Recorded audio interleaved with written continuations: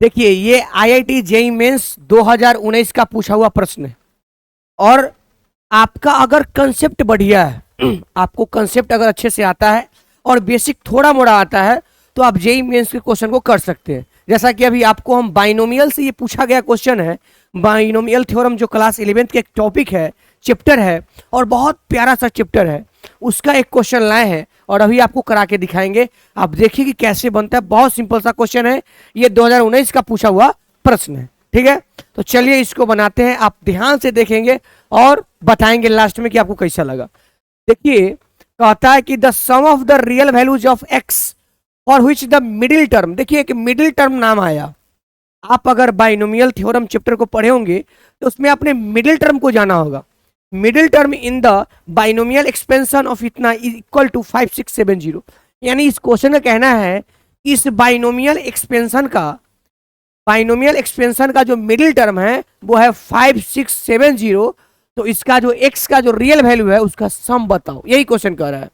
यानी यह binomial expansion का मिडिल टर्म कितना दे दिया है 5670 और बोल रहा है कि x के रियल वैल्यूज का सम बताओ। तो आप बताइए अगर आप मिडिल टर्म को जानोगे मिडिल टर्म निकालना, तब तो आप इसका मिडिल टर्म निकाल के इससे क्या कर दोगे, इक्वल कर दोगे, क्योंकि क्वेश्चन के अकॉर्डिंग क्वेश्चन कह रहा है कि इसका मिडिल टर्म कितना है 5670।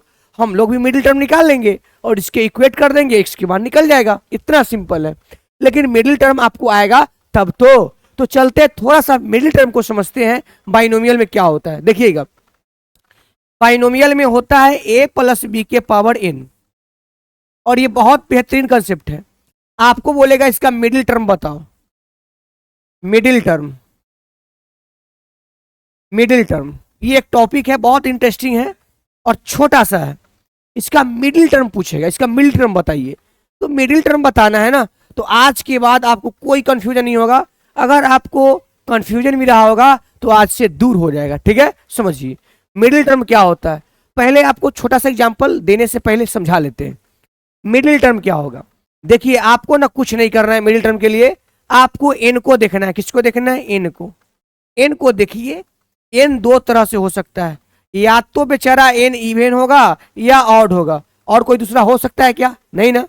एन या तो इवन होगा या ऑड होगा। चलिए एन इवन हुआ, अगर मान लीजिए आपका दिया हुआ एन इवन रहे, मतलब सम संख्या रहे, एन इवन रहे, तो आपका जो मिडिल टर्म होने वाला है, आराम से सुनिएगा, वो मिडिल टर्म क्या होगा, जो भी रहेगा एन उसमें अपना मन से 2 ऐड कर दीजिएगा, तो एन प्लस 2 अपन में 2th term is middle term. क्या बोले, अगर एन इवन नंबर हो, एन क्या नंबर हो, इवन नंबर हो, ये पावर अगर इवन हो तो उसमें 2 ऐड करके 2 से डिवाइड कीजिए, वही तो टर्म आएगा, वही मिडिल टर्म कहलाएगा।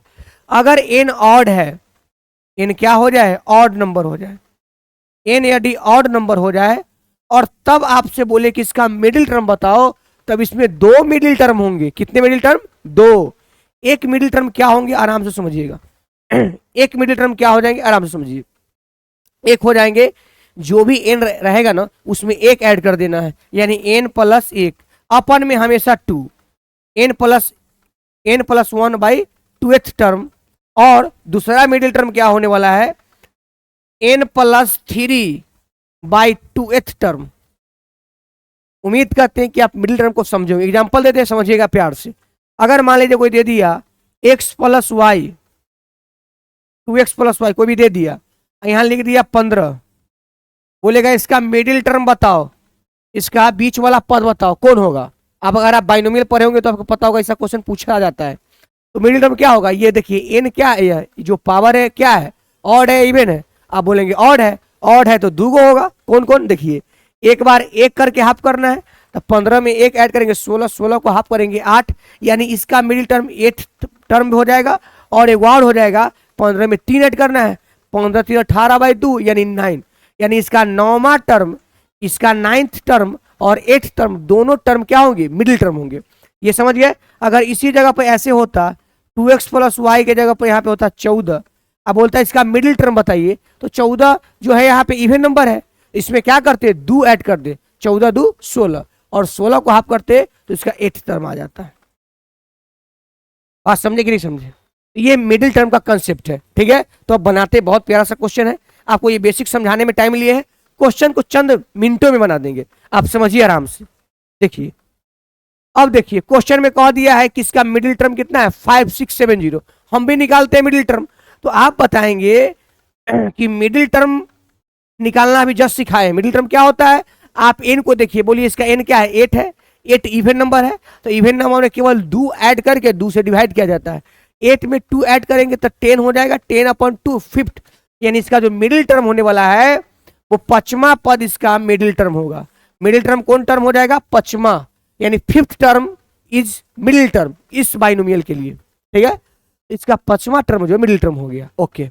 अगर T5 है तो आप जानते होंगे आर कितना लेना होगा, आर हमेशा टी से एक कम लिया जाता है, टर्म से एक कम आर होता है, क्यों, क्योंकि 0 NC0 NC1 NC2 से स्टार्ट होता है, तो आर हमेशा जितना होगा ना TN उससे एक कम। तो अगर T5 है तो आर 4 लेना होगा। अब बन जाएगा, देखिए टी आपको आर मिल गया 4 और एन पहले से पता है, लगा दीजिए फॉर्मूला NCR यानी 8C/4 NCR, फिर ए के पावर एक होया है x3 बट्टा में 3 के पावर 8 में से 4 गया 4, फिर बोलिए 3/x के पावर कितना 4, यही मिडिल टर्म हो रहा है।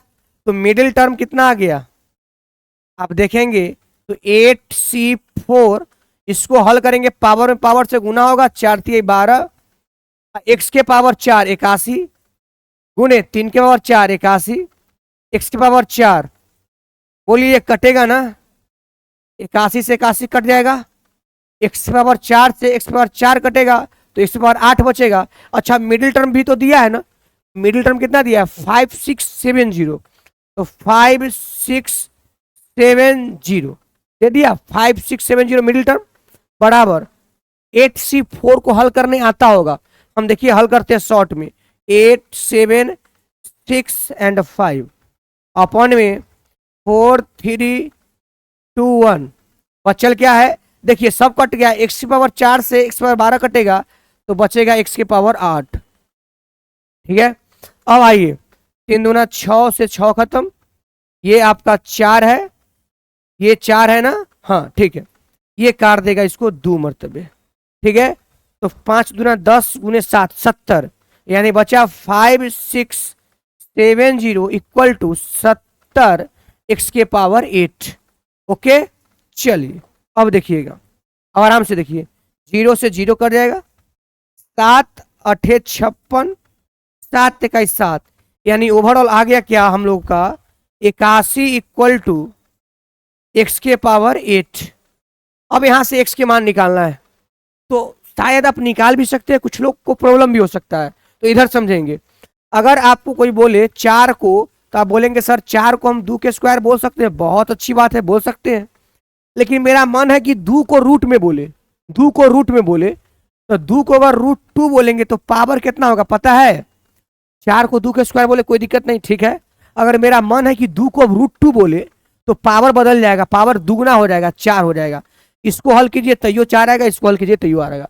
इसका मतलब यह हुआ कि अगर किसी चीज में रूट लाना है तो पावर डबल हो जाएगा। चलिए 81 है, 81 को तो हम प्यार से पहले 3 के पावर 4 बोल देंगे, x के पावर 8, कोई दिक्कत, 3 के पावर 4 3 9 27 और 81 हो गया, 3 के पावर 4 81, इतना में कोई दिक्कत नहीं है। हम जानते हैं कि जब पावर पावर के बराबर होगा तब बेस बेस के बराबर होगा। अभी यहाँ 8 है, यहाँ 4 है, ये अभी बराबर नहीं हुआ है, तो 3 को ना हम √3 बोलेंगे, क्या बोलेंगे √3, तब जाके जैसी रूट लगाएंगे तब पावर डबल हो जाएगा, यानी 8 और x के पावर 8।